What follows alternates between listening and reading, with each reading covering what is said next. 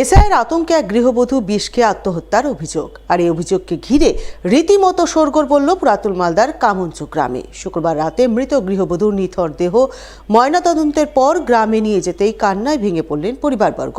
গভীর শোকের ছায়া নেমে এলো গোটা কামঞ্চ গ্রাম জুড়ে। উল্লেখ্য, গত মঙ্গলবার পুরাতন মালদা ব্লকের মঙ্গলবাড়ি অঞ্চলের কামঞ্চ গ্রামের বানতি রাজবংশী নামে বছর 36-এর এক গৃহবধূ বিষ পান করেন। এরপর সঙ্গে সঙ্গে তাকে পরিবারের লোকজনেরা মালদা মেডিকেল কলেজ হাসপাতালে ভর্তি করেন। সেখানে দুদিন চিকিৎসাধীন থাকার পর শুক্রবার সকালে তার মৃত্যু হয়। আর এই মৃত্যুর ঘটনায় এসআইয়ের আতঙ্কে বিষ খেয়ে আত্মহত্যার অভিযোগ তোলেন মৃতার পরিবারবর্গ। তাদের অভিযোগ, বানতি তার মায়ের গর্ভে থাকাকালীন বাবার মৃত্যু হয়েছিল। বাবার মৃত্যুর বছর 3 মধ্যে তার মা মারা গিয়েছিল। ফলে বানতির জন্ম শংসাপত্র সহ বাবা মায়ের কোনো নথি ছিল না তার কাছে। তাই এসআইআরে সেভাবে কোনো নথি জমা দিতে পারেননি তিনি, জানিয়ে তিনি আতঙ্কে ছিলেন। আর সেই আতঙ্ক থেকে তিনি বিষ পান করে আত্মহত্যা করেন। এই ঘটনাকে কেন্দ্র করে শুরু হয় রাজনৈতিক তরজা। জেলা তৃণমূলের পক্ষ থেকে এসআইআর আতঙ্কে মৃত্যুর দাবি করা হলেও সেই দাবি উড়িয়ে দেয় বিজেপি।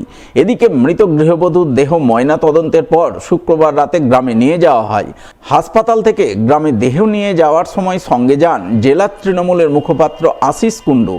তার উপস্থিতিতে নিথর দেহ গ্রামে পৌঁছানো মাত্রই মৃতার পরিবারবর্গ কান্নায় ভেঙে পড়েন। গভীর শোকের ছায়া নেমে আসে গোটা এলাকায়। এই ঘটনায় নির্বাচন কমিশন সহ বিজেপির কড়া সমালোচনা করেন জেলা তৃণমূলের মুখপাত্র আশিস কুণ্ডু।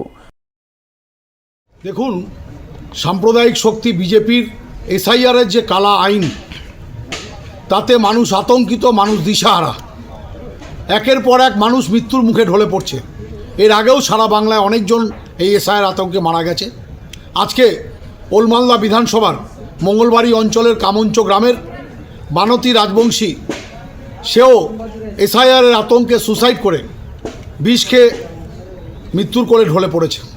দুদিন আগে সে বিষ খেয়েছিল, হসপিটালে জীবনে বেঁচে থাকার ছটফট করে লড়াই করেছিল, কিন্তু নিয়তি তাকে বেঁচে থাকতে দেয়নি।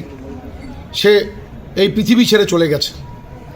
আপনারা দেখলেন এভাবে একের পর এক মৃত্যু এসআইআরের বলি আমরা দেখতে পাচ্ছি।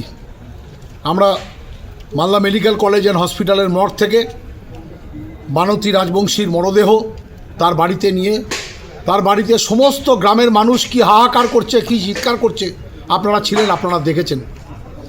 এত এত মানুষের আর্তনাদ মিথ্যে যাবে না।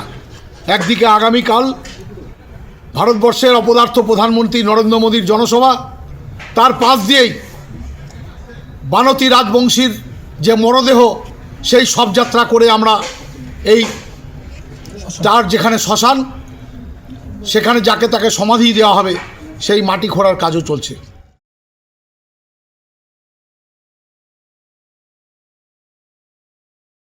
মালদায় বেআইনি আগ্নেয়াস্ত্র উদ্ধার। বেআইনি আগ্নেয়াস্ত্র সহ এক ব্যক্তি ধৃত মোথাবাড়ি থানার পুলিশের জালে।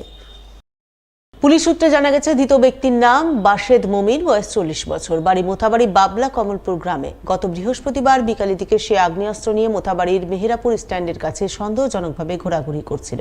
ওই সময় বিশেষ সূত্রে খবর পেয়ে মোথাবাড়ি থানার পুলিশ মেহেরাপুর স্ট্যান্ডে অভিযান চালিয়ে তাকে গ্রেপ্তার করে। ধৃতের হেফাজত থেকে উদ্ধার একটি পাইপ গান। এরপর শুক্রবার ধৃতকে পেশ করে মালদা জেলা আদালতে।